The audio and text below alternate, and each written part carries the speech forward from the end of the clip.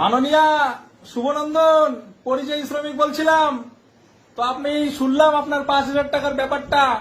তো 5,000 টাকা করে যে দিচ্ছেন 12 মাসে হয় 60,000 টাকা। তো আপনার ইলেকশনটা হচ্ছে ফেব্রুয়ারি মার্চ মাসে। তারপরে ভগবান না করুক আপনি যদি না থাকেন পরে, তাহলে কে দিবে?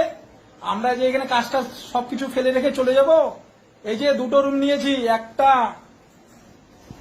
এই যে দুটো, ঠিক আছে, দুটো রুমের ভাড়া হচ্ছে 12,000 টাকা মাসে। তো আমরা পুরো ফ্যামিলি মিলে 75 থেকে 80,000 টাকা কাজ করি এখানে।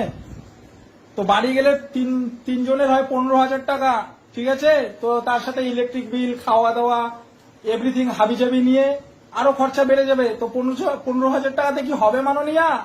তার জন্য বলছি কাজ দিন, কাজ যোগ্যতা অনুযায়ী কাজ দিন, ঠিক আছে।